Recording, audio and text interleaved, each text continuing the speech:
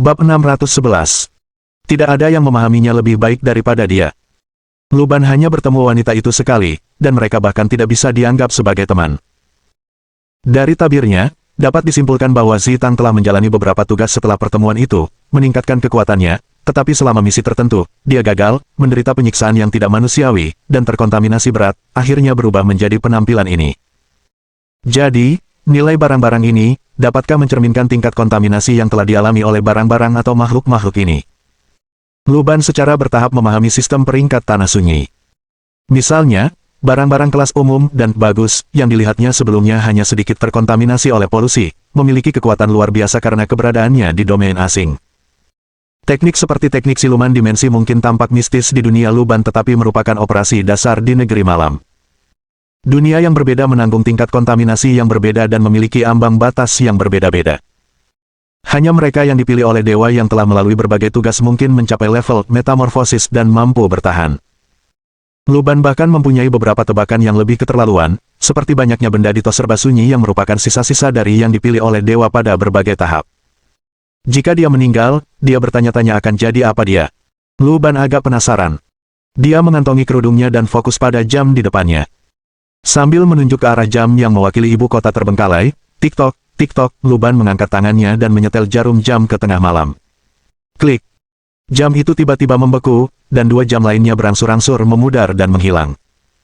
Saat berikutnya, bunyi lonceng jam pun berbunyi. Luban mendengar suara berat itu meledak di telinganya, bergema di dalam tengkoraknya, dengan dengungan yang menyebar di pelipisnya, agung dan acuh tak acuh.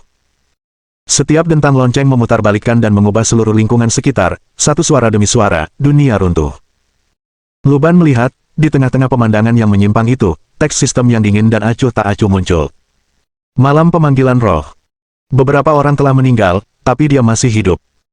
Mengikuti adat istiadat ibu kota terbengkalai, 9 hari setelah kematian, seseorang harus melakukan The Conjuring, biasanya dilakukan oleh seorang guru dari sekte Krenkrai, melalui sebuah ritual. Jika berhasil, jiwa almarhum dapat kembali ke tubuh aslinya, untuk kembali berkumpul dengan keluarga di masa-masa bahagia. Adapun akibat kegagalannya, masih belum diketahui. Kau tiba di sebuah perkebunan kuno, sang guru baru saja meninggal, dan malam pemanggilan jiwa telah tiba. Kau ingin mengungkap rahasia, tetapi ternyata dirimu sudah dalam bahaya. Kesulitan tugas, sublimasi. Tujuan tugas, bertahan hingga akhir malam pemanggilan jiwa. Tugas kooperatif. Kirim undangan ke salah satu Chosen by Gods yang Anda kenal, atau terima undangan dari salah satu Chosen by Gods, dan ketika jumlah Chosen by Gods yang menjadi pendamping melebihi 1, tugas dimulai. Jika tidak ada yang menerima undangan, pendamping akan dipilih secara acak. Jumlah sahabat, 0/1. Dia kembali, semuanya kembali. Memang, ini adalah tugas kerjasama, pikir Luban, merasa bahwa itu sesuai harapan. Dia segera mengirimkan undangan tugas dan kemudian mulai mempersiapkan diri untuk memasuki domain asing. Setidaknya sekarang, Luban tidak perlu membawa banyak makanan, selama ia memiliki sinar matahari, air, udara, dan tanah, ia dapat bertahan dalam jangka waktu lama dengan mudah. Perhatian utamanya adalah mengatur urusannya. Dia mengirim pesan ke Feng Yu yang tidak merespons, mungkin sedang melakukan investigasi di domain berbeda. Ponselnya bergetar, dan Luban melihat itu adalah notifikasi dari situs web, Got the Idea, sebuah diskusi tentang 9 aliran. Karena penasaran, dia pun mengklik untuk melihatnya. Tak disangka, pembahasan di sini bukan tentang isi film, melainkan tentang 9 aliran di dunia nyata. Penjawab yang mendapat banyak vote mengutip berbagai sumber, berargumen dengan akal sehat dan logika, serta meyakini bahwa dunia ini pernah memiliki masa ketika kekuatan-kekuatan luar biasa terwujud. Namun, karena berbagai alasan, kekuatan-kekuatan luar biasa ini akhirnya memudar, tersembunyi dari pandangan publik. Dan 9 aliran ada di antaranya. Jawabannya sangat beralasan, dengan banyak penelitian sejarah yang terungkap, sehingga Luban hampir yakin. Sejujurnya, pemahamannya tentang 9 aliran hanya terbatas pada apa yang ia temui selama misinya. Akan cukup sulit untuk menjelaskan bagaimana 9 aliran berevolusi dari Raja Misterius hingga bentuknya saat ini. Orang yang menulis jawaban tersebut telah melakukan penelitian mendalam dan dapat dikatakan memahami 9 aliran lebih baik daripada orang lain. Luban meragukan bahkan keturunan 9 aliran memahaminya sebaik dirinya. Inilah kekuatan imajinasi. Baru saat itulah Luban menyadari dampak perubahan kognitif.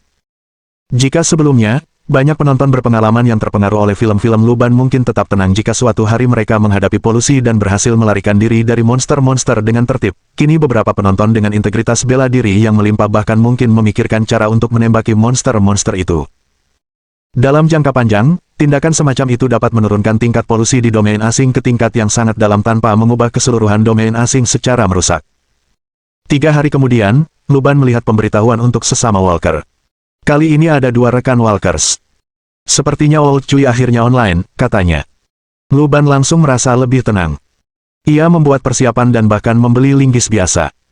Sekembalinya ke ruang tamu, ia melihat jam masih menunjukkan tengah malam, tak bergerak. Memasuki negeri sunyi. Teks sistem yang dingin dan acuh tak acuh muncul, dan tanpa ragu, Luban mengklik ya. Dalam sekejap, percikan api yang tak terhitung jumlahnya menyala dari ujung jari Luban, dan tiba-tiba, ia diselimuti oleh kilatan cahaya yang menyilaukan. Klik. Jam itu bergerak 1 tingkat, dan Luban menyaksikan pemandangan di sekelilingnya berubah, seakan-akan tersedot oleh jarum jam menuju 1 titik, merasakan waktu melambat, segalanya tampak dalam gerakan lambat. Aliran waktu di domain asing tidak konsisten dengan dunia utama. Rasio waktu saat ini, 2:1. Menuju ibu kota yang terbengkalai. Dunia diselimuti bayangan, dan akhirnya, yang bisa dilihat Luban hanyalah siluet-siluet samar, yang berubah-ubah bentuknya. Ada yang tampak seperti orang-orang yang sedang berjuang, ada yang seperti monster ganas, dan ada pula yang seperti kabut, bentuknya samar-samar. Semua bayangan itu mencoba menerobos penghalang, datang ke arah Luban, kesakitan, terpelintir, berjuang mati-matian.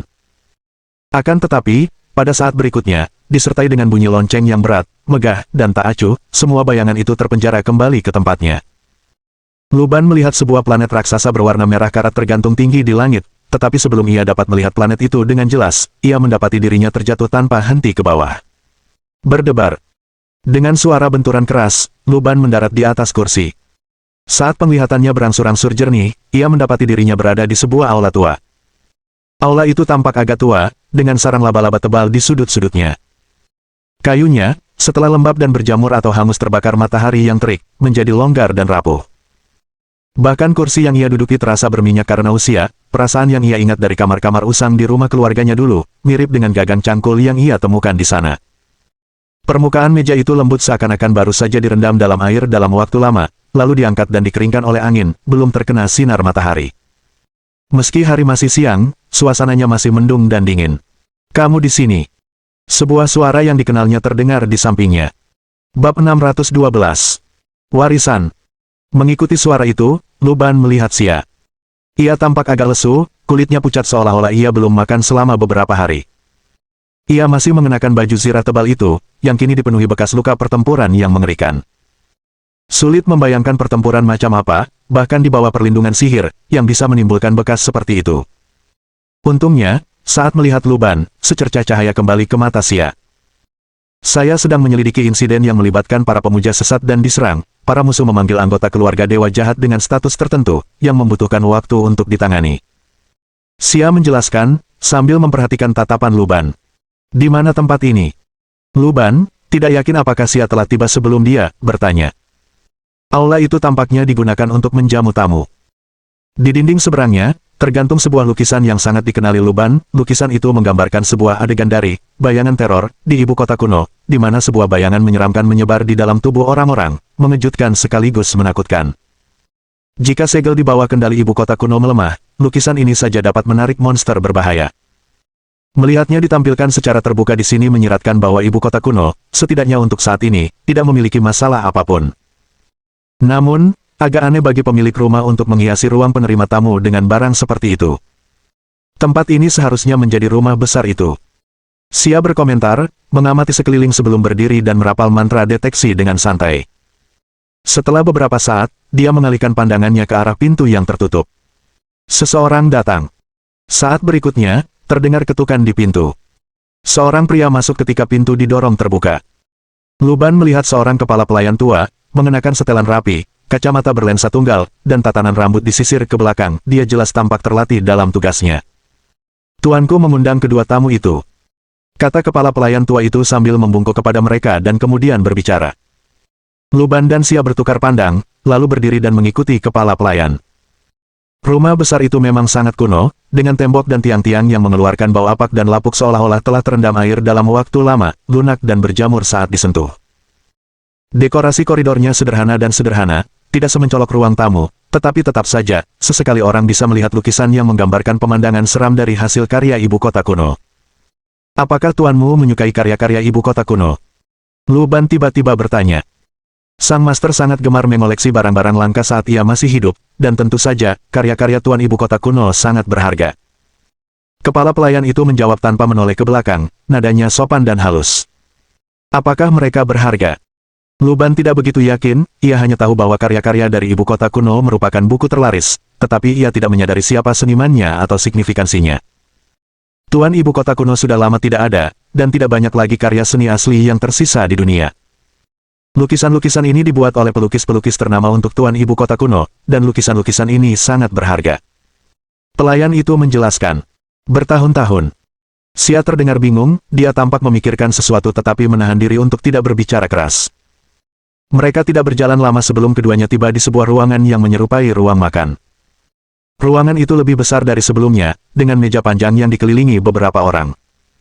Sebuah lampu kristal raksasa tergantung di kubah restoran yang menjulang tinggi, berkilauan terang dan membuat rumah tua yang suram itu tampak jauh lebih bercahaya. Akan tetapi, restoran itu masih mengeluarkan bau lembab seakan baru saja diambil dari dasar laut, menambah kemegahan aula itu dengan kesan suram dan sunyi. Ruang makan memiliki jendela, dan Lu Ban melirik sekilas keluar, ke hutan yang rimbun. Meskipun sinar matahari terik, hutan yang lebat itu tetap memancarkan rasa sesak, menyesakkan karena rapatnya. Kalau saja pemandangan itu tidak ada, Lu Ban mungkin akan mengira rumah besar itu berada di bawah air, mungkin di sanalah Raja Naga bersantap saat ditawan. Dia mengalihkan pandangannya kembali ke dalam ruangan. Ada 4 orang di ruangan itu. Salah satu dari mereka, seorang pria parubaya, berdiri di dekat jendela. Ia mengenakan setelan jas yang rapi, dengan rantai emas yang membentang dari saku hingga ke dalam rompinya.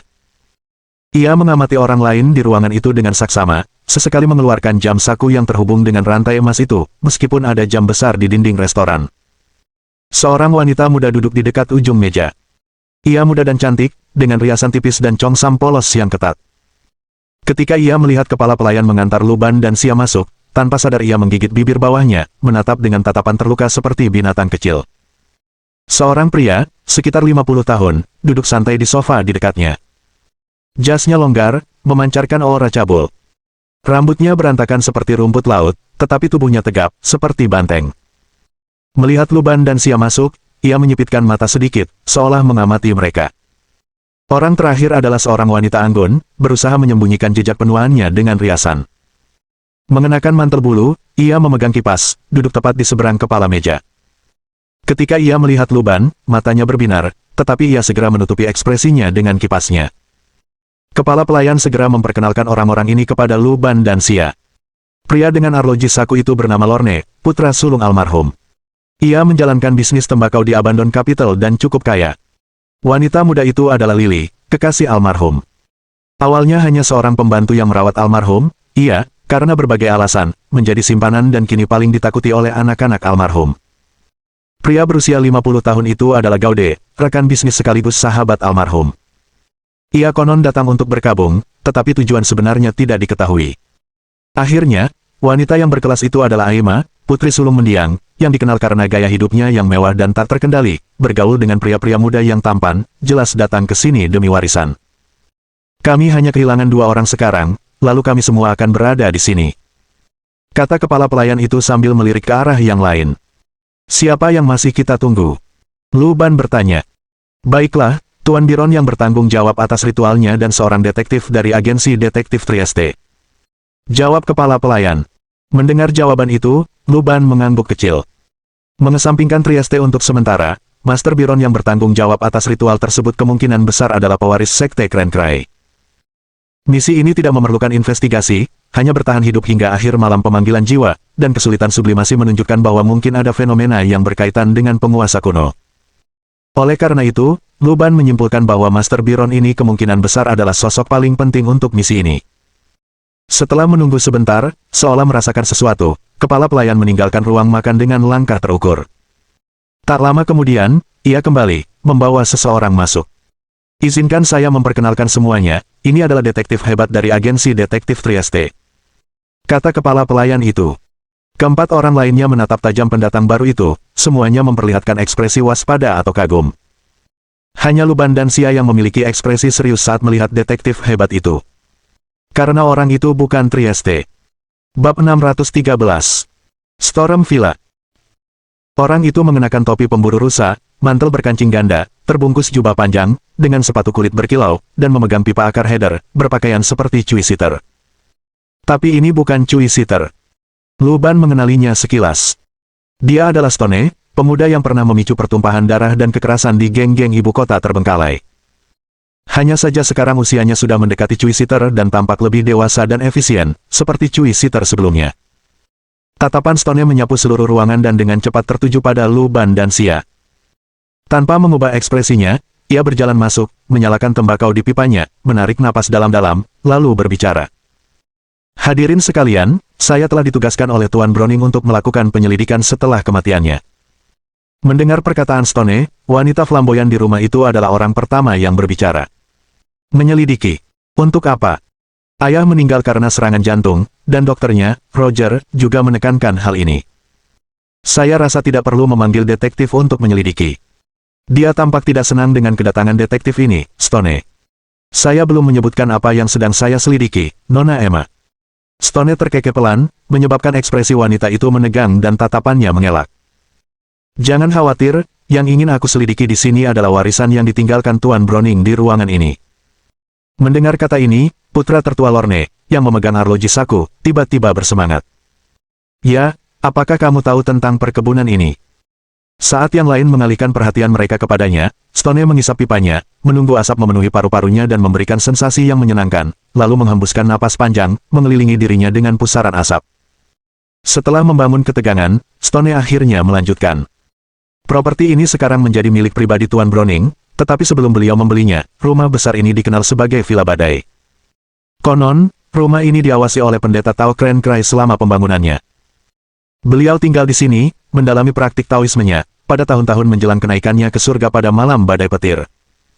Reaksi terhadap kata-kata Stone bervariasi di antara orang-orang yang hadir. Ekspresi Lorne menjadi rileks, ekspresi serakah muncul di wajahnya seolah-olah dia telah memikirkan sesuatu. Emma tampak agak bingung, tetapi tetap diam karena kemunduran sebelumnya dalam percakapannya dengan Stone. Lily tampak semakin bingung.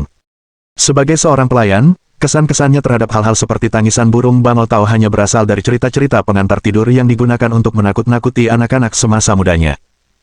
Gaude yang berbadan besar mengangkat alisnya tetapi sebaliknya menunjukkan respon yang acuh tak acuh.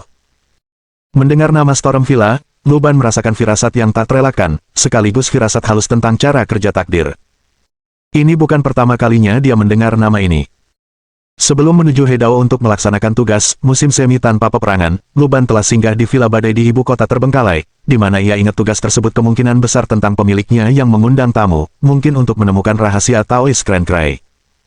Tampaknya, seandainya Luban memilih tugas itu saat itu, kemungkinan besar dia akan bertemu Tuan Browning saat dia masih hidup. Tentu saja, meski ia tidak memilihnya saat itu, Luban kini berdiri di sini. Begitulah ajaibnya takdir. Atau mungkin, sudah ditakdirkan bahwa masa depan Luban akan bertemu di sini. Semua orang tahu betul tentang Taois Kren Krai.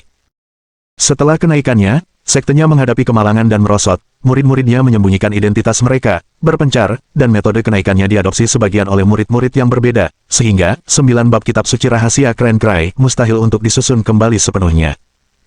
Saya yakin Tuan Browning membeli tanah ini pasti untuk transmisi sejati Taois Kren Krai. Petik 2. Stone, sambil menjelaskan, melirik Luban.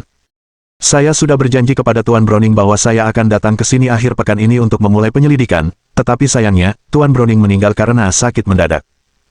Namun, beliau sudah membayar biayanya, dan sebagai detektif, saya menepati janji saya. Sekalipun kliennya sudah meninggal, saya tetap datang ke sini, siap untuk menyelidiki harta warisan tersebut. Ia berbicara dengan benar, tetapi bagi anak-anak Tuan Browning, sepertinya detektif ini mungkin juga mengincar harta karun Taois Kren Krai dan karenanya tetap datang untuk menyelidikinya. 6 hari lagi, malam sulap akan tiba. Kudengar Tuan Browning juga menemukan guru sejati sekte Kren Krai. Stone bertanya pada kepala pelayan tua itu. Memang, Tuan Biron memiliki hubungan baik dengan majikan saya, dan rumah besar ini dibeli melalui perkenalannya. Jawab kepala pelayan tua itu dengan sopan. Namun, keberadaan Tuan Biron tidak dapat diprediksi. Dia hanya memberitahu saya bahwa dia akan datang, tetapi tidak menyebutkan waktu pastinya. Apakah dia belum datang? Stone bertanya. Benar, tapi Tuan Biron adalah orang yang menepati janjinya dan tidak akan melewatkan janji. Kepala pelayan tua itu menegaskan dengan yakin. Aku juga percaya padanya. Stone mengangguk. Hadirin sekalian, saya akan melakukan penyelidikan di rumah besar ini dalam beberapa hari mendatang, dan saya mungkin membutuhkan kerja sama Anda. Apapun yang saya temukan, tentu saja itu milik warisan Tuan Browning, dan Anda bebas untuk mengelolanya sesuka hati.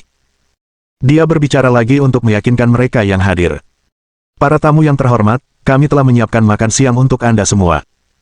Silakan duduk, dan saya akan menginstruksikan para pelayan untuk segera menyajikannya. Tambah kepala pelayan tua itu. Semua orang dengan santai memilih tempat duduk dan duduk, tak lama kemudian, para pelayan membawakan berbagai macam hidangan mewah. Ayam panggang, steak, sosis, sup ikan, sayuran dan buah segar, serta nasi dan roti. Bagi orang seperti Lorne dan Aima, pewaris keluarga kaya, hidangan seperti itu merupakan makanan sehari-hari, tetapi bagi Xia, itu tidak lebih dari sekadar pesta besar. Dia tidak peduli dengan penampilan, melahap makanan dengan lahap, menelan semua yang ada di meja bagaikan lubang tanpa dasar. Melihat ini, beberapa anggota keluarga Browning merasa agak malu. Adapun Stone, dia memakan makanan di piringnya dengan sikap tenang dan anggun, sambil memperhatikan orang lain, seperti rubah yang licik. Setelah makan, semua orang bubar, hanya menyisakan Stone, Luban, dan Xia di ruang makan. Xia bersendawa puas lalu berbaring dengan tenang di sofa sambil menepuk-nepuk perutnya yang buncit. Apa sebenarnya yang terjadi? Luban bertanya pada Batu. Kemana Cui Siter pergi? Ceritanya agak panjang, aku akan memberikan kesimpulannya terlebih dahulu. Stone meletakkan pipanya dan menggosok-gosokkan jari-jarinya pada permukaan kasarnya yang terbuat dari duri, lalu mendesah dalam-dalam sebelum berbicara. Tuan Cui Siter sudah meninggal, saya telah menjadi pilihan dewa, dan saya mewarisi agensi detektifnya. Saya juga tahu segalanya tentang negeri sunyi. Semua ini terjadi 10 tahun yang lalu. Mendengar perkataan Stone, Xia menoleh. 10 tahun, bersendawa. Ya, 10 tahun yang lalu, saya bertemu Tuan Cui Siter yang sedang dirawat di rumah sakit. Ia menerima saya dan mengizinkan saya bekerja sebagai asisten di kantor detektifnya. Terkadang ia tiba-tiba menghilang untuk sementara waktu. Sebelum menghilang, Tuan Cui Siter biasanya meninggalkan saya beberapa tugas, hampir seperti surat wasiat. Kalau dipikir-pikir, itu pasti saat ia pergi ke domain asing untuk menyelesaikan misinya. Kata Stone dengan sedikit emosi. Setelah itu, seperti yang telah Anda lihat, Tuan Cui Siter tidak kembali dari salah satu kepergiannya. Beberapa hari setelah kepergiannya, saya dipilih oleh negeri sunyi untuk menjadi pilihan dewa, dan saya mewarisi segalanya dari Tuan Cui Siter, hingga saat ini. Bab 614. 10 tahun. Mendengar kata-kata Stone, hati Luban tiba-tiba tidak banyak tergerak. Di negeri sunyi, kematian adalah hal yang lumrah. Selain monster-monster aneh dan tak terduga itu dan polusi dari penguasa kuno, kewarasan para dewa terpilih berkurang dengan setiap misi, dan akhir mereka pasti kematian dalam suatu misi. Bahkan bagi mereka yang dipilih oleh dewa, kematian langsung dianggap lebih beruntung, jatuh ke dalam kegilaan, menjadi monster, merosot menjadi klan dewa jahat, masing-masing lebih mengerikan daripada kematian. Bukan hanya Cui Siter, bahkan Xia yang ada di sisinya, mungkin akan mati dalam misi mendatang dan dia tidak akan pernah bisa menghubunginya lagi. Luban sudah sangat menyadari hal ini sejak dia memperoleh senyum penari. Namun, yang membuat Luban penasaran adalah sejak kepergian mereka dari ibu kota terbengkalai, 10 tahun telah berlalu secara aneh, yang merupakan waktu yang sangat lama. Luban sangat menyadari bahwa aliran waktu di wilayah asing tidak konsisten, tetapi awalnya dia mengira bahwa aliran waktu seperti itu akan didasarkan pada rasio tetap, seperti 2 hari berlalu di ibu kota terbengkalai sementara 1 hari berlalu di dunianya sendiri. Saat dia sebelumnya datang ke ibu kota terbengkalai, dia dapat merasakan waktu mengikis Cui Siter dan Stone jauh lebih cepat daripada di dunianya sendiri. Namun tak disangka, tahun-tahun telah berlalu, dan 10 tahun telah berlalu. Dan Cui Siter, mungkin, telah mengalami kemalangan dalam 1 atau 2 misi setelah mereka berpisah. Ini berarti bahwa bahkan ibu kota terbengkalai dan dunia Luban tidak beroperasi pada basis waktu yang sama, masa kini, dirinya dan, masa kini, Cui Siter bukanlah, masa kini, yang sama. Dia melirik Xia. Masa kini, Xia di negeri malam mungkin, masa lalu, dari sudut pandang Luban. Jika Luban dapat dengan cepat menahan polusi dan bersublimasi menjadi makhluk yang lebih tinggi, mampu melihat segala waktu, ia mungkin akan menemukan bahwa masa kini negeri malam telah musnah, dan Sia hanyalah proyeksi dari masa lalu, hanya ada karena ia belum diamati dan belum memasuki lingkaran takdir yang tertutup. Tuan Cui Sitter pernah menyebut Anda sebelumnya. Beliau bilang Anda adalah salah satu dari sedikit teman sejati yang beliau miliki. Sebenarnya, baru setelah saya menjadi seorang pilihan dewa, saya akhirnya memahami kata-katanya. Bagi para pilihan dewa, teman-teman yang berkelana bersama merekalah yang benar-benar dapat mereka andalkan. Kata Stone, suaranya muram. Waktu telah meninggalkan jejak padanya. Dia bukan lagi pemuda yang cerdik dan licik yang berjuang dalam perang geng, mencoba menciptakan masyarakat yang stabil. Ia telah dewasa, mengenakan topi berburu Cui Sitter, mewarisi identitasnya, dan aktif di ibu kota terbengkalai. Meskipun ia masih halus, ia jelas memiliki beberapa keyakinan dan prinsip. Sama seperti setelah kematian Batman, Robin mengenakan topengnya dan menjadi prajurit malam. Insiden, bunga kaca, meskipun Stone dan hewan peliharaannya memang membunuh banyak anggota geng, dia juga digunakan, dan selain itu, karena Cui Sitter telah menerimanya dan Tanah Sunyi telah menerimanya, Lu Ban tentu saja tidak perlu menolaknya. Apakah Cui Tua pernah menceritakan sesuatu kepadamu tentang misinya? Lu Ban bertanya. Cui Sitter memang tertutup, tapi tetap saja, ada senjata besar, mimik Solar Flare. Jika dia menghadapi bahaya fatal, benda ini pasti akan sangat merepotkan Lu Ban juga. Mendengar kata-kata Lu Ban, Stone terdiam sejenak seolah teringat sesuatu. Setelah hening sejenak, ia menarik napas dalam-dalam dari pipanya lalu berbicara. Saya tidak yakin apakah itu tentang misinya karena saat itu saya samar-samar merasakan keberadaan negeri sunyi. Tuan Cui Sitter terkadang berbicara kepada saya tentang hal-hal yang tidak berkaitan dengan pengetahuan tentang wilayah asing. Dalam misi terakhir, tepat sebelum beliau menghilang, beliau mengucapkan beberapa patah kata kepada saya. Stone memandang Lu Ban. Dia berkata jika aku bisa bertemu denganmu di masa depan, aku harus menyampaikan pesan kepadamu, atau kepada Nona Sia. Apa itu? Lu Ban tiba-tiba merasakan jantungnya berdebar aneh, dia hampir bisa menebak apa yang hendak dikatakan Stone. Katanya, kata Tuan Cui Sitter, penghormatan kepada mereka yang telah tiada. Kata Stone dengan sungguh-sungguh. Mendengar kata-kata Stone, Sia mengerutkan kening. Ia tidak mengerti maksudnya dan menatap Lu Ban dengan rasa ingin tahu. Ketika Lu Ban mendengar kalimat ini, seolah-olah ada bel berat yang berdentang dalam benaknya, menghubungkan semua petunjuk. Dia sekarang tahu tujuan akhir misi terakhir Cui Sitter. Cui Sitter datang ke wilayah asing, berhadapan dengan penguasa kuno yang tersegel dan pasukan penyerbu dari wilayah asing yang ingin menghancurkan segel tersebut. Setelah pertempuran, ia menemukan bahwa segel tersebut telah melemah, dan jika gagal, bukan hanya misinya yang akan gagal, tetapi wilayah asing itu sendiri pun tak terhindarkan dari bencana. Jadi, seperti yang terjadi di ibu kota terbengkalai, Cui Sitter mengubah dirinya menjadi belenggu yang mengikat penguasa kuno, harganya adalah nyawanya sendiri. Dan, Cui Sitter mewariskan teknik itu di domain luar negeri, menyebarkannya di antara masyarakat sehingga bertahun-tahun kemudian, mereka masih mengingat warisan tersebut. Hingga Lu Ban tiba di sana dalam suatu misi dan di dalam goa tersebut ia melihat sesosok mayat dan tulisan yang sama. Penghormatan bagi mereka yang telah meninggal. Ya, Cui Sitter adalah Raja Misterius, dan Raja Misterius adalah Cui Sitter. Lu Ban tidak tahu apakah Cui Sitter sadar bahwa ia tengah menyelamatkan dunianya sendiri, tetapi terlepas dari itu, Cui Sitter memilih untuk mengorbankan dirinya sendiri. Dan dia berharap agar Lu Ban meneruskan segel tersebut, dan berharap agar generasi mendatang menjaganya. Cui Sitter, seorang pria yang telah meninggal, kini, melintasi rentang waktu yang jauh, memberi penghormatan kepada orang-orang seperti Lu Ban yang akan meninggal. Tidak heran Lu Ban merasakan sensasi yang familiar dari sisa-sisa di gua itu. Dia tidak tahu apa yang mungkin dipikirkan Cui Sitter setelah melihat dirinya sendiri. Tetapi Lu Ban tahu bahwa hal yang ingin dilindungi Cui Sitter sebenarnya telah dilindungi. Pada saat yang sama, Lu Ban juga merasakan hubungan takdir yang samar. 7 bab kitab suci rahasia Xuan Jun, yang diperoleh orang asing itu diserap dan ditulis ulang menjadi 9 bab kitab suci rahasia Tangisan Bangau, yang dibawa ke ibu kota terbengkalai.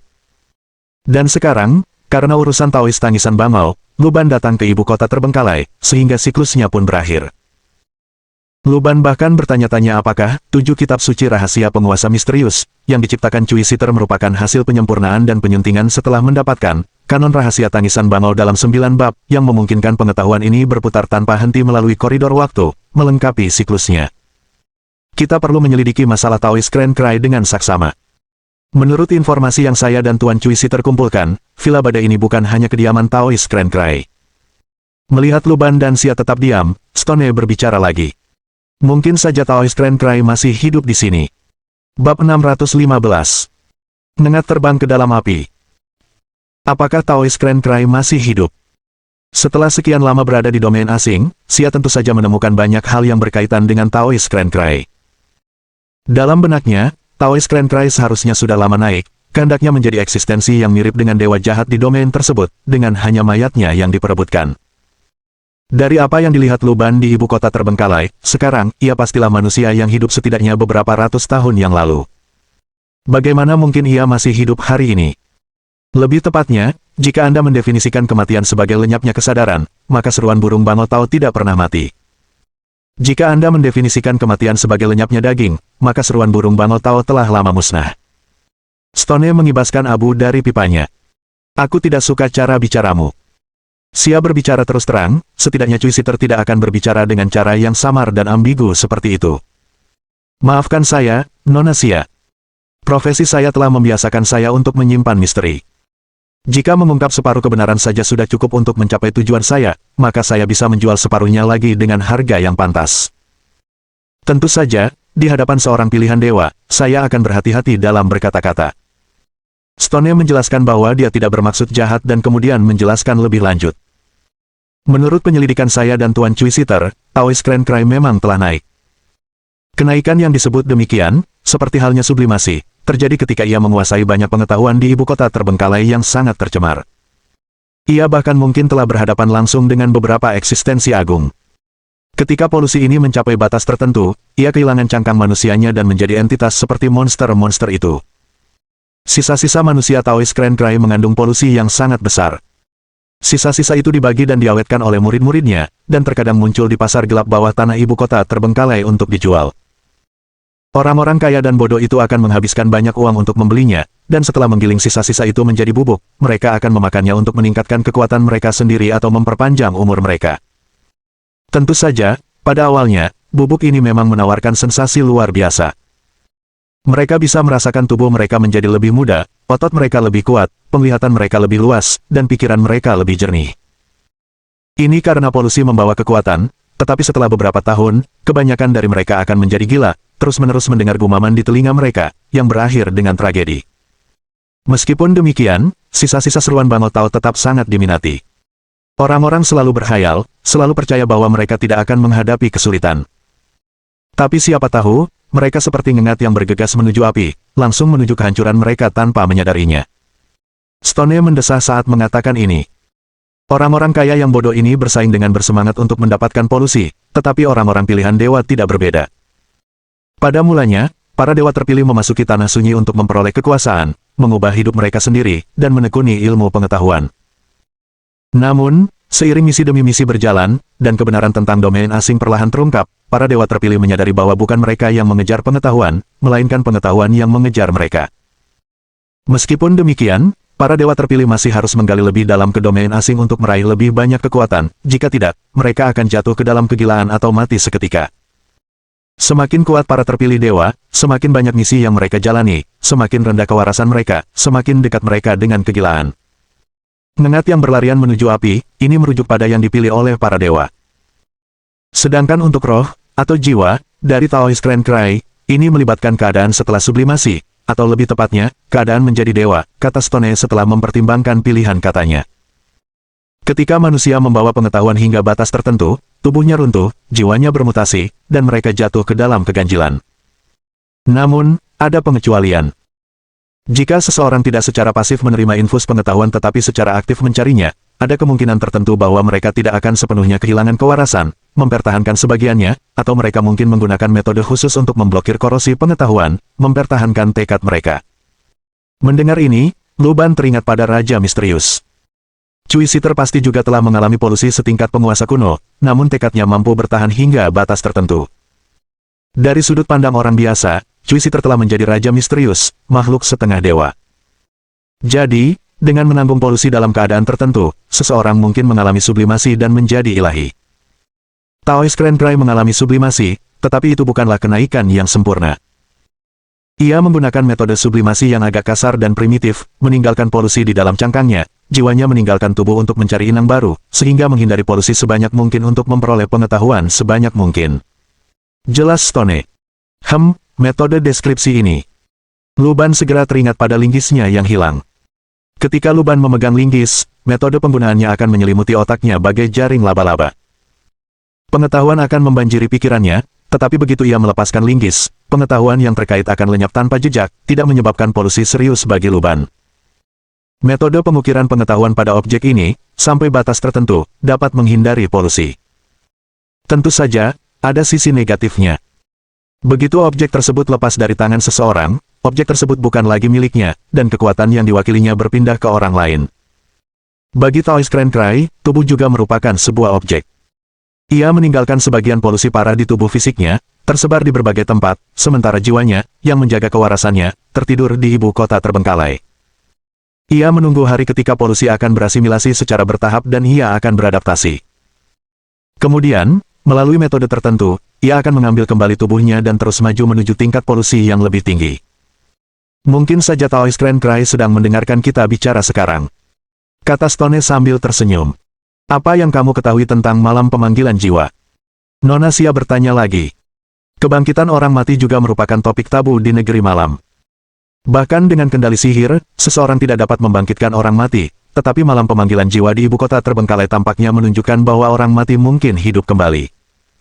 Sulap adalah tradisi tersembunyi di ibu kota terbengkalai, yang hanya diketahui oleh segelintir orang. Mereka biasanya adalah pengikut sekte Tangisan Bangau. Mereka percaya bahwa jika ritual sulap dilakukan pada hari ke-9 setelah kematian seseorang, jiwanya akan kembali ke tubuhnya dan dibangkitkan. Sebelum itu, jenazah harus dijaga tetap utuh, atau tubuh yang lebih segar harus digunakan sebagai gantinya. Kenang Stone. Untuk ini, para pengikut sekte Crencry telah melakukan tindakan ilegal.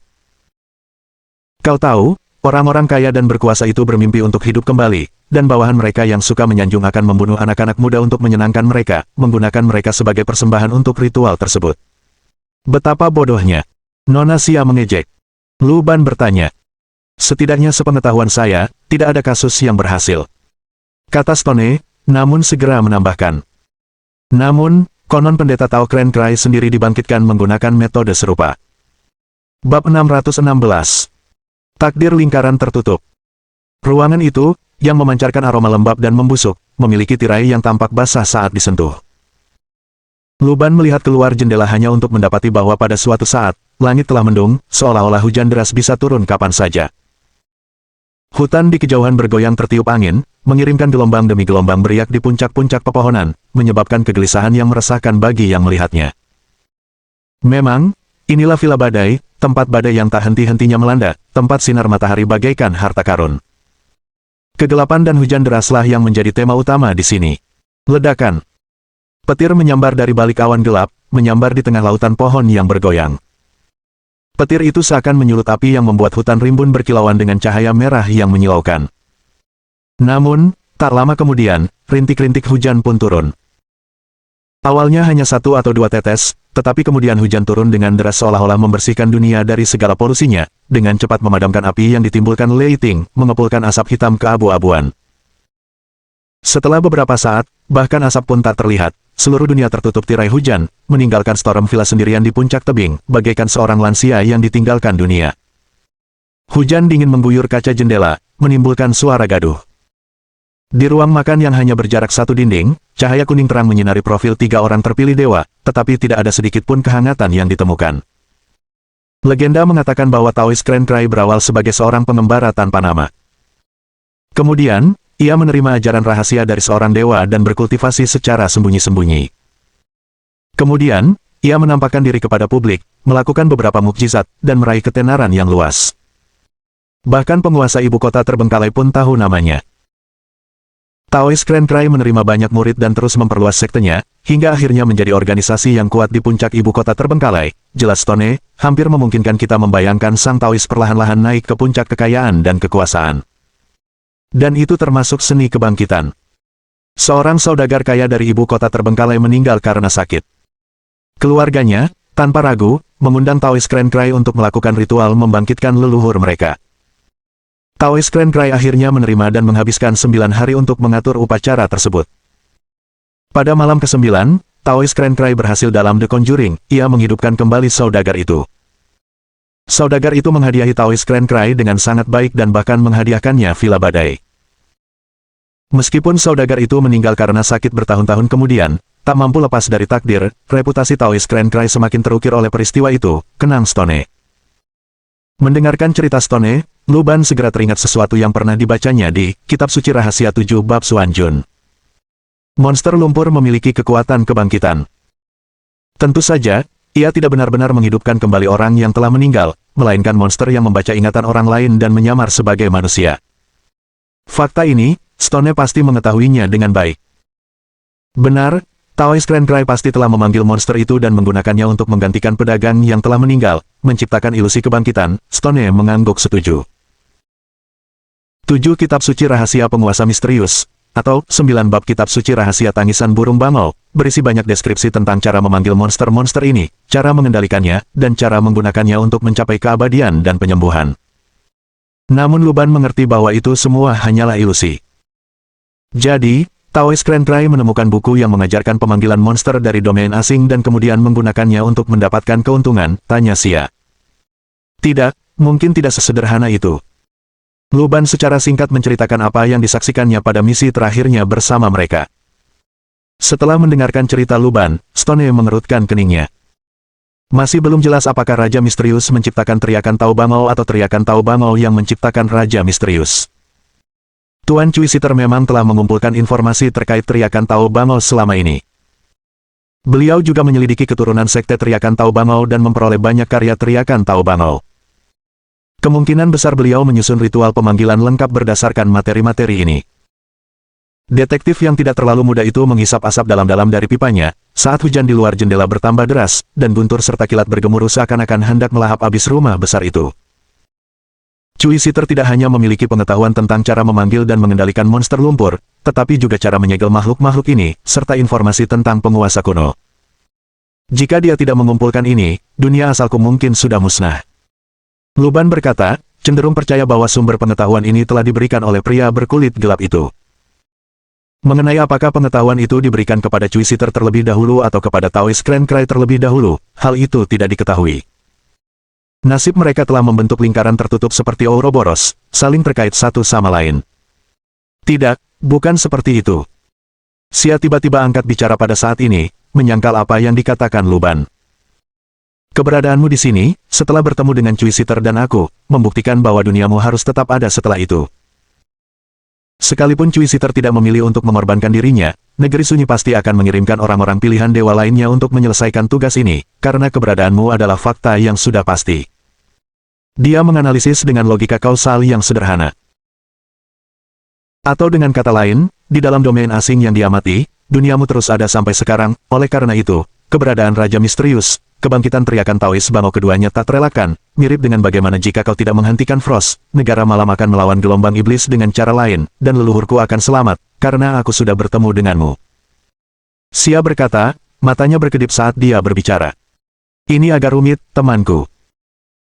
Stone menggosok pelipisnya, dia belum pernah bertemu dengan sesama Walker sebelumnya, jadi dia tidak memiliki pemahaman yang jelas tentang gangguan waktu di domain asing, paling-paling dia hanya bisa merasakan perbedaan kecepatan aliran waktu di berbagai domain asing. Lingkaran takdir yang tertutup, itu adalah sesuatu yang hanya bisa terjadi di domain asing. Xia seolah teringat sesuatu, matanya sedikit melebar. Ia menemukan serbet di ruang makan dan mulai menggambar di atasnya dengan sihir. Inilah misi awal kami saat Lu Ban dan aku pertama kali bertemu. Saat itu, masa laluku, negeri malam, telah diserang oleh Frost, dan akhirnya umat manusia melawan gelombang iblis. Sementara itu, di masa depan Lu Ban, ia akan pergi ke momen ketika negeri malam diserang oleh Frost untuk mengalahkannya. Sepertinya ia mengubah masa lalu, tetapi kenyataannya, karena Lu Ban telah bertemu denganku terlebih dahulu, kekalahan Frost adalah peristiwa yang pasti akan terjadi. Sekalipun ia tidak berhasil, para terpilih dewa lainnya pasti akan berhasil, inilah tujuan utama keberadaan negeri sunyi. Demikian pula, berdasarkan titik waktu pertemuan terakhir kita dengan Cuisiter, di masa depan, Cuisiter akan pergi ke dunia Lu Ban, mengorbankan dirinya untuk menyegel dewa jahat, sementara di masa lalu Lu Ban, dunia diselamatkan oleh Raja Misterius, yang disegel oleh dewa jahat. Dan karena Cuisiter telah bertemu Lu Ban sebelumnya, penyelamatan dunia Lu Ban merupakan peristiwa yang sangat menentukan. Sekalipun Cuisiter tidak berhasil, para dewa pilihan lainnya akan menduduki posisi ini untuk menjadi Raja Misterius. Dia menatap Lu Ban dan Stone. Jadi, Apakah kamu mengerti? Mengerti apa? Luban bertanya dengan lugas. Selama Anda belum menyaksikan kematian Cui Siter secara langsung, peristiwa yang menyebabkan kematiannya tetap tidak pasti bagi Anda, atau dengan kata lain, saat ini, Cui Siter masih berada di suatu segmen waktu di domain asing. Jika kita menemukan segmen waktu ini dan mencegahnya pergi ke dunia Anda, kita bisa menyelamatkannya. Bab 617. Menipu dunia. Mendengar kata-kata Xia, Stone merasa agak tidak percaya. Ia menghirup dalam-dalam pipa berukir akar header miliknya, gas penenang saraf itu mengalir melalui tenggorokan, trakea, dan paru-parunya, menimbulkan sedikit rasa sakit yang membuatnya semakin waspada. Bukankah ini agak terlalu fantastis? Maksudku, Tuan Cui Siter sudah hilang selama 10 tahun. Sekalipun kita punya cara untuk mencoba sekarang, setelah sekian lama, bisakah kita benar-benar mengubah sejarah? Pikirannya normal, masa lalu tidak dapat diubah. Ini adalah pemahaman umum orang awam karena jika masa lalu dapat dengan mudah diubah, maka fondasi persepsi realitas juga akan hilang. Namun di domain asing, segalanya mungkin terjadi. Xia berkata dengan yakin, lalu melihat ke arah Luban. Ingatkan kau apa yang pernah kukatakan. Aku pernah melihat Du Danping di wilayah asing. Saat itu, bagimu, Du Danping sudah lama mati, tetapi bagiku, Du Danping masih terasa hidup. Seandainya aku bisa mengenalinya tepat waktu, mungkin aku bisa memberitahunya dan menyelamatkan senior ini. Itu mungkin tidak berhasil, karena aku sudah melihat jasad Du Danping. Setelah memikirkannya, Luban masih tidak menyebutkan bagaimana dia mengkremasi jenazah Du Danping. Itu tidak akan memberikan kesan yang baik. Namun kemudian dia memikirkan hal lain. Apakah misinya untuk menyaksikan kematian Du Danping? Setelah dikonfirmasi oleh pengamatan para dewa terpilih lainnya, akankah kematian Du Danping menjadi fakta yang tidak dapat dibatalkan? Namun Du Danping adalah orang terpilih dari negeri sunyi, makhluk agung yang menciptakan negeri sunyi tidak perlu meminta Luban melakukan hal tersebut. Atau mungkin, penguasa kuno di atas Aldebaran, melalui semacam hubungan misterius, menjadikannya sebuah alat. Luban bahkan memikirkan kemungkinan lain. Mungkinkah Du Danping tidak mati, mengingat ia mampu menghadapi penguasa kuno dan mampu bertahan melawannya? Tentu saja, ia punya banyak cara untuk menyelamatkan hidupnya. Bahkan Luban, saat menghadapi penguasa gunung yang tersegel dan monster lumpur yang suci, tidak langsung binasa, ia masih punya ruang untuk bermanuver. Dan Du Danping, yang telah meninggalkan pecahan melodi di berbagai domain asing dan menghadapi banyak penguasa kuno yang tersegel, untuk dibakar sampai mati oleh api tampaknya tidak masuk akal. Jadi, apakah pria yang terus-menerus memainkan piano di teater besar Jiangcheng itu benar-benar Du Danping sendiri? Mungkinkah dia meninggalkan doppelganger, dan doppelganger Du Danping lah yang sebenarnya meninggal? Bagaimanapun juga, Luban tidak menyaksikan kematian Du Danping secara langsung, jadi menurut persepsi Luban, Du Danping belum meninggal. Seolah-olah Du Danping mengendalikan suatu metode penciptaan doppelganger, meninggalkan satu di domain asing. Ketika menghadapi bahaya di Teater Agung Jiangcheng, doppelgangernya berkorban dan menjadi sisa-sisa yang ditemui Luban. Di mata Song Yunyan, Du Danping ditinggalkan di Teater Besar Jiangcheng, terbakar hingga tewas dalam kobaran api, jasadnya terkubur lama. Di mata Luban, jenazah Du Danping sedang memainkan piano di panggung Teater Besar Jiangcheng, dan dia tidak menyaksikan kematian Du Danping. Jika semua ini adalah pertunjukan yang diatur oleh Du Danping, berpura-pura mati, maka dalam pengamatan sang pilihan dewa, dia sudah menghilang dari dunia ini. Berarti Luban juga bisa menyelamatkan Cui Siter. Karena menurut apa yang dikatakan Stone, setelah dia bertemu Cui Siter masih menyelesaikan beberapa tugas, dan dengan demikian, Luban bisa saja berhubungan dengan Cui Siter melalui tugas-tugas di domain luar negeri. Namun karena Luban di masa mendatang telah mengetahui hilangnya Cui Siter, maka Luban di masa mendatang perlu menipu Luban saat ini sampai batas tertentu, membuatnya percaya bahwa sisa-sisa jasad yang berada di dalam gua Gunung Jiangcheng memang milik Cui Siter. Memikirkan hal ini, Luban menjadi semakin tertarik pada teriakan burung Bangotao. Lagi pula, Raja Misterius dan teriakan Bangotao lah yang menuntun Cui Siter untuk membuat pilihan ini, dan niat awalnya dalam mencari pengetahuan tentang monster lumpur datang dari pertemuannya dengan mereka di Tanah Sunyi. Dalam kegelapan takdirnya memang dipengaruhi oleh Luban. Jika mereka dapat menemukan Taoist Grand Cry, mungkin mereka dapat memutus lingkaran takdir ini dan menyelamatkan Cui Siter. Jangan bicarakan situasi Cui Siter untuk saat ini, semuanya masih spekulasi. Mari kita selesaikan masalah yang ada, kata Luban. Stone mengangguk sedikit lalu meletakkan pipanya. Sangat mungkin kehendak Taoist Grand Cry merasuki suatu benda, makhluk, atau bahkan seseorang. Saya yakin Master Biron, sebagai keturunan Sekte Grand Cry, adalah kandidat yang paling mungkin, karena memiliki peluang tertinggi untuk bersentuhan dengan relik Taoist Grand Cry. Apa yang disebut seni kebangkitan, seperti halnya lumpur-lumpur itu, tak lain hanyalah manipulasi, tipu muslihat untuk merebut mayat. Keturunan Taoist Grand Cry mengandalkan metode-metode ini untuk menyebarkan polusi dan meraup keuntungan. Xia setuju dengan pernyataan Stone. Lagi pula, bahkan di ibu kota terbengkalai, kebangkitan mustahil, tetapi ia masih memiliki beberapa kekhawatiran. Namun, misi kita bukan hanya tingkat kesulitan sublimasi, tujuan kita juga mengharuskan kita bertahan hidup hingga akhir malam pemanggilan jiwa. Jika hanya murid-murid Taoist Grand Cry, bahayanya seharusnya tidak terlalu besar. Gadis penyihir itu merenung. Baiklah, apa warisan Browning yang kamu sebutkan kepada mereka?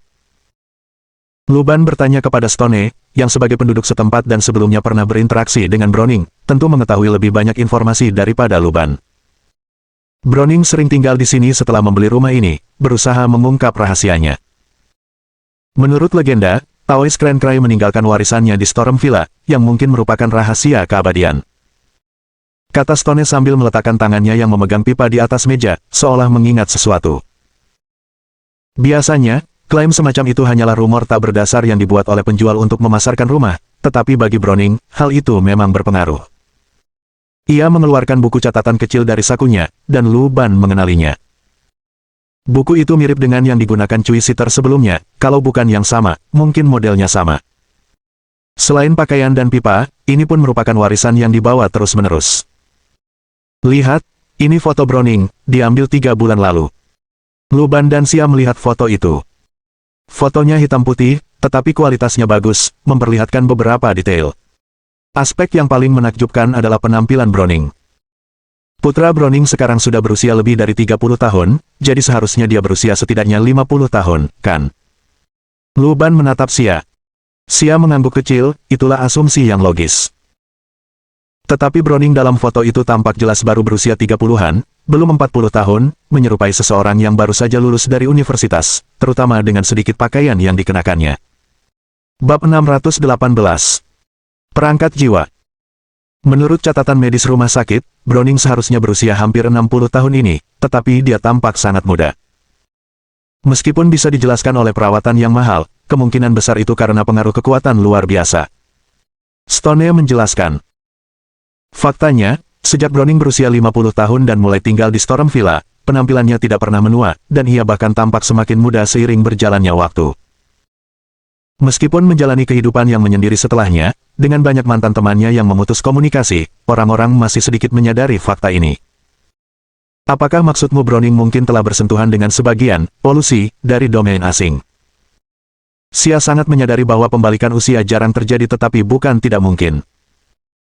Setelah menerima kekuatan luar biasa, setidaknya di permukaan, manusia dapat mencapai kemudahan abadi dan penampilan yang awet muda untuk sementara waktu. Namun, penampilan ini justru membawa polusi yang parah, di balik fasad yang cemerlang itu tersembunyi interior yang membusuk, tak berbeda dengan monster. Seperti potret Dorian Gray, ia tampak muda dan cantik, tetapi kenyataannya, ia busuk dan layu.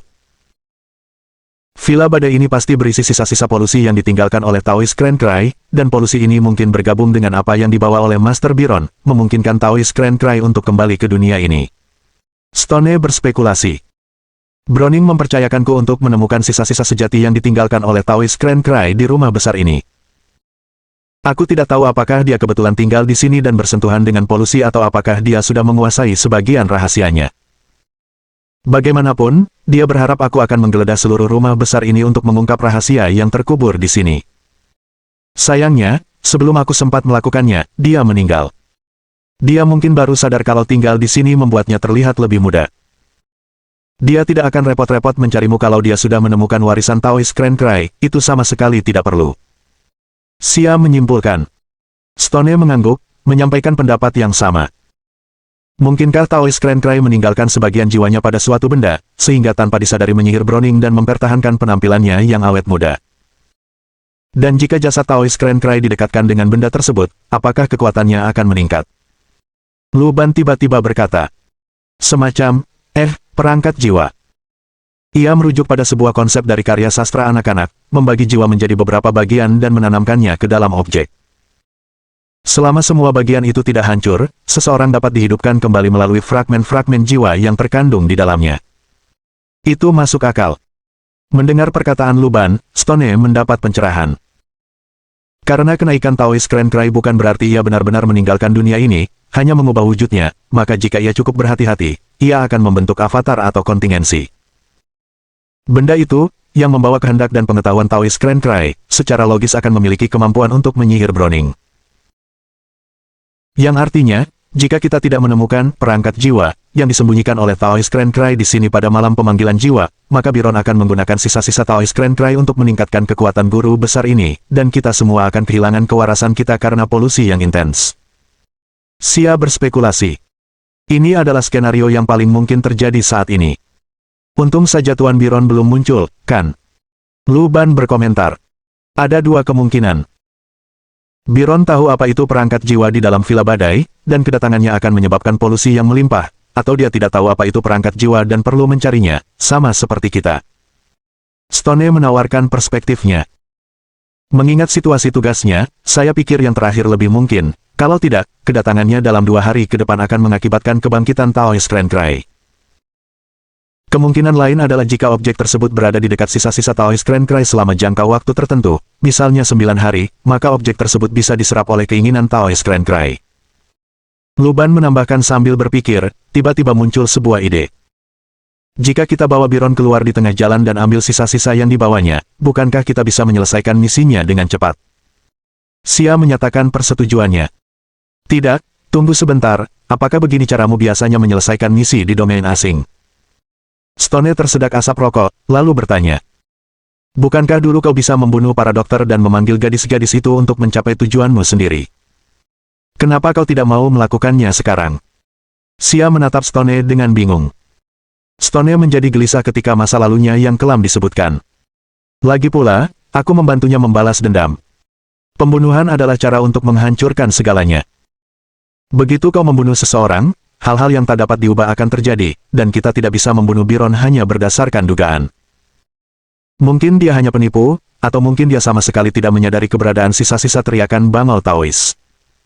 Ia berada dalam kondisi kontradiksi. Di satu sisi, Stone pernah secara brutal membunuh anggota geng di masa lalu, untuk membantu seorang gadis panggilan yang ia temui secara kebetulan membalas dendam, demi mencapai tujuannya sendiri. Di sisi lain, setelah bertahun-tahun bertumbuh, Stone mulai memahami arti membunuh. Ia menjadi pemalu, seperti anak laki-laki di bas malam itu, yang dikuasai kesombongan, berjongkok dan memegangi kepalanya. Tentu saja, Luban yakin bahwa jika nyawa Stone terancam, detektif itu tidak akan ragu bertindak, menghancurkan lawannya hingga menjadi debu. Baiklah, masalahnya saat ini adalah Byron mungkin tidak datang melalui jalur normal, dan kita tidak tahu kapan atau bagaimana dia akan datang. Selama menunggu kedatangannya, kita bisa menggeledah rumah ini. Luban berkata, lalu berpikir sejenak dan menambahkan beberapa kata lagi. Dan, keluarga Browning, kurasa mereka tidak sepenuhnya tidak tahu atau tidak peduli tentang tempat ini. Mereka mungkin juga menggunakan berbagai cara untuk menyelidiki warisan Taoist Grand Cry. Berdasarkan pengalaman Luban, dalam misi semacam itu, tidak akan ada karakter yang tidak penting. Anak-anak Browning, mitra bisnisnya, termasuk kekasihnya itu, pasti punya alasan untuk keberadaan mereka. Ia harus berhadapan bukan hanya dengan murid-murid Taoist Grand Cry tetapi juga dengan anggota keluarga Browning. Lagi pula, jika mereka tahu tentang warisan Taoist Grand Cry di sini, mereka mungkin akan terdorong oleh kejahatan dan didorong oleh keserakahan, mencoba untuk menyakiti Luban dan yang lainnya. Terlebih lagi, jika Taoist Grand Cry dapat menyihir Browning, bukan tidak mungkin baginya untuk menyihir keluarga Browning juga. Dengan mengingat hal ini, Luban punya sebuah ide. Karena Anda seorang detektif dan telah menyetujui permintaan Browning, mungkin kita bisa menggunakan dalih investigasi untuk mempelajari lebih lanjut tentang aktivitas rutin Browning, melihat apa yang ia temui, dan menemukan petunjuk darinya. Itulah tepatnya yang aku rencanakan. Stone berdiri. Saat itulah, terdengar teriakan panik dan ketakutan dari luar rumah. Teriakan itu menyayat hati, seakan-akan menyaksikan hal paling mengerikan di dunia. Luban bergegas keluar dari ruang makan. Bab 619. Aku bunuh diri. Lily tetap di kamarnya, menggenggam sapu tangannya erat-erat, gugup dan cemas. Kuku-kuku ibu jarinya agak tidak rata, bekas gigitannya saat ia merasa tegang, kebiasaan yang tak pernah ia miliki sebelumnya, dan ia tak tahu kapan ia mulai melakukannya. Dia sangat takut sekarang. Lily awalnya hanya seorang pembantu di rumah, pekerjaan sederhana untuk seorang gadis yang belum berusia 20 tahun, yang terdiri dari membersihkan dan merawat Tuan Browning. Anehnya, bertentangan dengan teori kepala pelayan yang mengajarinya bahwa semua orang tua sulit dihadapi, pria berusia hampir 60 tahun itu tampak lincah dan bersemangat, lebih mirip orang parubaya. Lily sering salah mengira usianya, mengira ia tidak merawat seorang pria tua, melainkan seorang paman yang hanya sedikit lebih tua 10 tahun darinya. Lalu, seperti dalam banyak cerita, Lily mendapati dirinya terlempar ke tempat tidur Tuan Browning suatu malam. Kejadian seperti itu biasa terjadi di ibu kota terbengkalai, di mana para pelayan cantik muda ditaksir oleh para tuan muda dari keluarga kaya. Mereka yang beruntung bisa menjadi kekasih, mengamankan penghasilan besar untuk sementara waktu, mereka yang kurang beruntung mungkin diusir dari rumah, dibiarkan terombang-ambing di dunia. Namun bagi orang seperti Lily, hal itu sangatlah langka. Ia juga telah dinikahi Browning sebagai kekasihnya, karena ia telah kehilangan istrinya dan tidak ada wanita di rumah yang dapat menganiayanya. Dalam keadaan normal, Lily mungkin saja sah melalui kehamilan, atau setidaknya ia dan anaknya akan mendapatkan perhatian penuh. Tetapi kematian mendadak Browning membuat segalanya membingungkan dan tidak jelas. Kalau saja lebih banyak waktu berlalu, dan Browning mengakuinya di depan keluarganya, maka Lily mungkin akan tetap tinggal di rumah, atau setidaknya disuap oleh anak-anak Browning. Namun kini, anak-anak Browning yang cerdik itu pasti tidak akan mengakui keberadaan Lily dan malah memfitnahnya agar Lily keluar dari rumah. Yang lebih buruk lagi, Lily pernah mendengar bahwa di beberapa keluarga yang terkait dengan geng, wanita-wanita bermasalah seperti itu mungkin dibuang, atau dibuang ke tempat-tempat seperti Red Dance Hall untuk mendapatkan uang dengan tubuh mereka. Satu-satunya ketergantungannya sekarang adalah pada detektif Stone. Karena dia ditugaskan oleh Browning, mungkin dia bisa meminta perlindungannya, setidaknya untuk menyelamatkan hidupnya. Memikirkan hal ini, Lily merasa agak pusing, dan tenggorokannya terasa sesak, seolah-olah ada sesuatu yang ingin keluar. Ia pergi ke kamar mandi, muntah beberapa kali, tetapi menyerah karena rasa sakit yang melilit dan rasa terbakar di perutnya. Ia menyalakan keran, membasuh wajahnya dengan air jernih, dan mengangkat kepalanya. Di cermin, Lily memandangi wajahnya yang lesu, dengan tetesan air di kulitnya yang muda dan halus. Sejak kematian Tuan Browning, ia kurang istirahat. Kantung matanya tebal, dan matanya merah. Klang! Tiba-tiba, suara benturan logam terdengar dari belakang. Ia segera berbalik, hanya untuk mendapati sebuah benda dari rak kamar mandi terjatuh. Mengambil botol itu dan menaruhnya kembali, Lily kemudian merasa seolah-olah ada sesuatu yang melayang di belakangnya. Saat berbalik, Lily hanya melihat bayangannya di cermin. Pada saat itu, Lily tiba-tiba merasa ada yang tidak beres. Dia mengamati bayangan pucatnya di cermin, lalu dia terkejut ketika menyadari bahwa Lily di cermin itu sedang perlahan melengkungkan bibirnya membentuk senyum aneh. Melihat hal itu, mulut Lily terbuka sedikit, jantungnya berdebar cepat, tubuhnya menegang, dan dia melihat pantulan Lily di cermin, dengan senyum kejam dan muramnya, mengangkat kedua tangannya ke arah leher mulusnya dan menggenggamnya erat, lalu perlahan-lahan mempererat genggamannya. Lily melirik tangannya tidak terangkat seperti yang ada di cermin. Namun, sesaat kemudian, dua bekas telapak tangan muncul di leher Lily. Bekas telapak tangan itu berubah menjadi gelap, mencekik lehernya dengan erat, membuat Lily tak bisa bernapas. Dia tercekik. Lily mengangkat tangannya untuk meronta, tetapi ia tak dapat meraih tangan di cermin, betapapun ia berusaha. Ia menatap senyum kejam dari sosok di cermin yang persis seperti dirinya, ketakutannya menyebar dengan cepat. Tak lama kemudian, Lily merasa seolah-olah ia diangkat. Kedua tangan tak kasat mata itu mengangkatnya dari tanah, dan Lily menendang kakinya dengan sia-sia, yang dirasakannya hanyalah kegelapan yang merayap saat ia hampir pingsan. Tepat saat itu, mungkin karena kebetulan atau keinginan untuk bertahan hidup dari alam baka, Lily merasakan cengkraman di lehernya sedikit mengendur. Memanfaatkan momen itu, ia berteriak sekuat tenaga. Jeritan itu begitu keras hingga Lily pun terkejut. Detik berikutnya, rasa sesak di lehernya semakin kuat, mengurangi tangisannya menjadi rintihan samar, seperti derita kematian hewan kecil. Lily tidak tahu berapa lama waktu telah berlalu, namun saat kilasan-kilasan singkat kehidupannya mulai muncul di hadapannya, sebuah suara keras datang dari luar pintu, dan tiba-tiba tangan yang mencekiknya terlepas. Berdebar. Lily ambruk ke lantai, pandangannya masih kabur. Ia bisa melihat bahwa penyelamatnya bukanlah detektif itu, melainkan salah satu dari dua tamu yang diundang Tuan Browning. Kekurangan oksigen di otaknya menyebabkan kesadaran Lily memudar, dan ia pun tak lama kemudian kehilangan kesadaran. Luban pertama-tama menggunakan True Sight untuk memindai lingkungan sekitar tetapi tidak menemukan jejak monster apapun. Dia berjongkok untuk memeriksa napas Lily, lemah tetapi masih ada.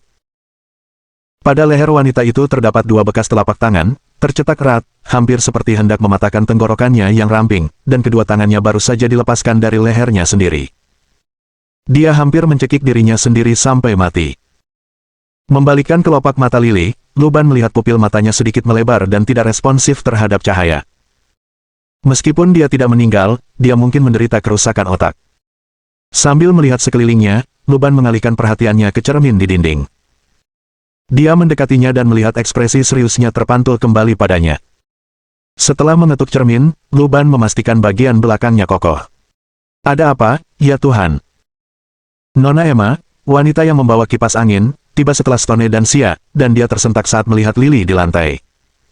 Apa yang terjadi padanya? Di belakangnya adalah putra Tuan Browning, Lorne, yang datang setelah mendengar jeritan itu. Melihat beberapa orang di kamar Lily, ia bertanya dengan cemas. Dia tampaknya terkena semacam kutukan atau mantra, dan hampir bunuh diri. Stone dijelaskan dengan cara yang sederhana dan mudah dipahami tanpa perlu banyak elaborasi. Bagi penduduk Abandon Capital, penjelasan semacam itu cocok untuk sebagian besar situasi. Lagi pula, Stone bukanlah orang yang berbicara tentang polusi atau domain asing, yang tampaknya terlalu mengada-ada. Mungkin ada kutukan dari Taoist Grand Cry di dalam rumah besar ini, sebaiknya semua orang bersatu dan tidak berkeliaran sendirian. Melihat Lily yang tak sadarkan diri, Nona Emma menutup mulutnya dengan kipasnya. Bab 620. Novel detektif semuanya ditulis seperti ini. Melihat Lily, yang berbaring di sofa dan telah bernapas normal, Luban melihat ke arah orang-orang di ruangan itu. Sekarang, beberapa orang telah berkumpul lagi. Adapun para pembantunya, mereka belum dipanggil dan masih tekun mengerjakan urusannya masing-masing. Rumah ini berisi kekayaan Taoist Grand Cry, tidak heran kesehatan ayahku membaik setelah pindah, dan dia tampak semakin muda. Lorne melirik mata Lily yang tertutup rapat dan berkata dengan gelisah. Tuan Stone, Anda akan membantu kami menemukan benda itu, bukan? Saya hanya bisa menjamin bahwa saya akan berusaha sebaik mungkin, tetapi jika kita menghadapi bahaya yang signifikan, saya mungkin perlu menilai ulang harga komisi ini. Stone menjawab tanpa banyak emosi. Apakah dia dirasuki setan? Nona Emma bertanya dengan rasa ingin tahu. Stone menjawab. Rumah ini bukan hanya kaya akan Taoist Grand Cry, tapi juga punya kutukannya. Kalau kita tidak bisa menghindari kutukan itu, semua orang akan mati, termasuk kau dan aku. Tapi para pelayan ini sudah tinggal di sini selama bertahun-tahun, dan kepala pelayannya, tak satu pun dari mereka pernah menghadapi bahaya. Bagaimana Anda menjelaskannya? Lorne membalas. Mungkin Nona Lily tidak sengaja menyentuh benda milik Taoist Grand Cry. Stone memandang sekeliling ruangan dan berkata seolah-olah itu sangat penting. Perkataannya membuat Emma dan Lorne sedikit gemetar, keduanya memandang setiap sudut rumah dengan curiga, takut kalau-kalau ada sesuatu yang tiba-tiba melompat keluar dan membunuh mereka. Bukankah sebaiknya kita menunggu Tuan Byron datang? Emma bertanya. Tidak ada yang tahu kapan dia akan tiba. Demi keselamatan semua orang, aku perlu memeriksa kamar kalian terlebih dahulu untuk memastikan tidak ada masalah, kata Stone lagi. Membiarkan semua orang tidur di kamar Lily jelas tidak memungkinkan, orang-orang ini tidak akan setuju. Pada akhirnya, semua orang akan kembali ke kamar masing-masing. Oleh karena itu, Stone akan menggunakan alasan ini untuk memeriksa kamar beberapa orang ini terlebih dahulu, untuk memastikan bahwa benda-benda milik Taoist Grand Cry tidak ada di kamar mereka. Ini, baiklah kalau begitu. Meskipun agak enggan, Lorne melirik lagi tanda di leher Lily, menelan ludah, dan akhirnya menyetujui saran Stone. Emma tidak berkeberatan, hanya Gaudet, teman Tuan Browning, yang menolak Stone.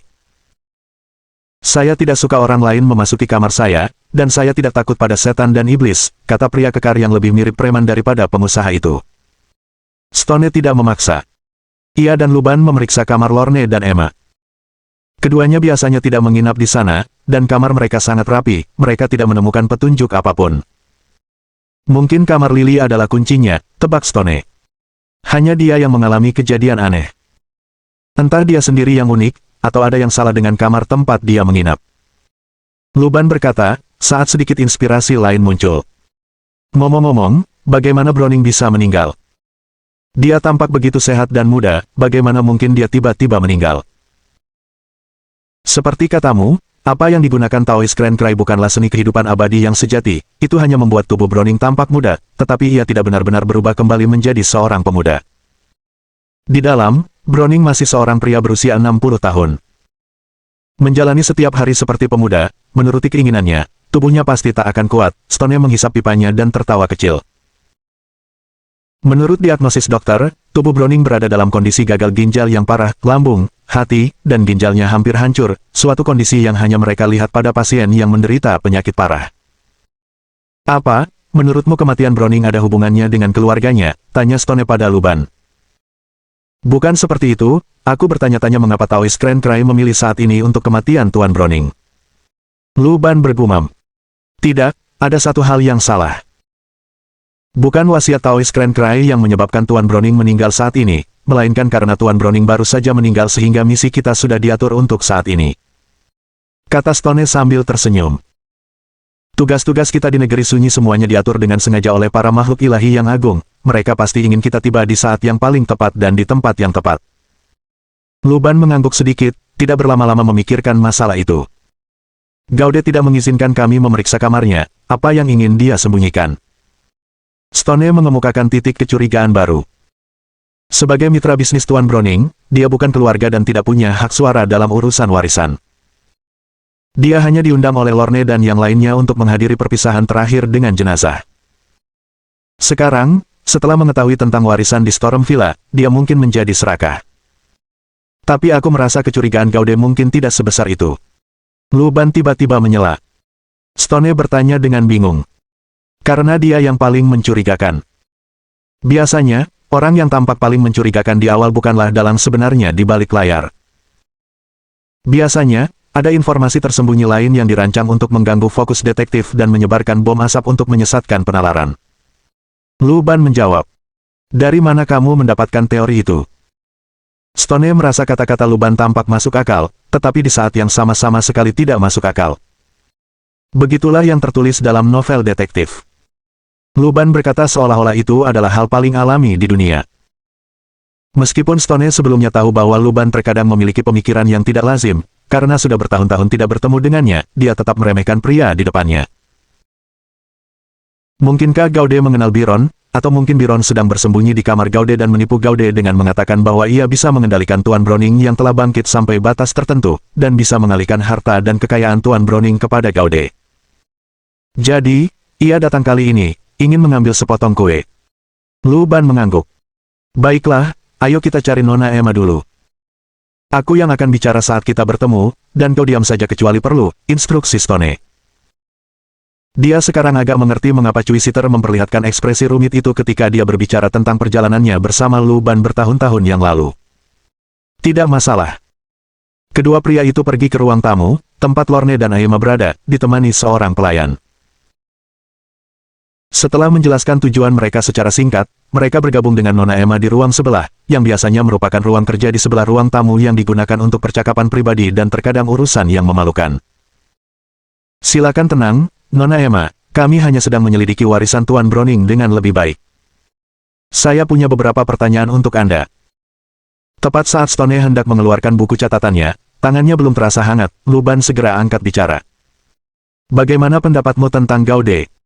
Apakah dia punya dendam terhadap ayahmu? Apakah dia kenal Biron? Wanita yang berdandan tebal itu terkejut dengan pertanyaan-pertanyaan Luban. Mohon dukungan dari omom ante-ante sekalian, buat subscribe atau sharekan novel Mimin ke Facebook kalian, agar channel Mimin bisa terus berkembang. Dengan begitu, Mimin bisa lebih semangat untuk up novel seru lain ke depannya. Buat teman-teman yang sudah subscribe dan sharekan novel Mimin, Mimin ucapkan terima kasih sebanyak-banyaknya. Sekiranya teman-teman menghadapi masalah video diputar dalam bahasa Inggris, coba tukar kepada bahasa Indonesia original melalui cara ini. Semasa mendengarkan, pencet tombol setting di atas kanan video, pilih audio track dan tukar bahasa.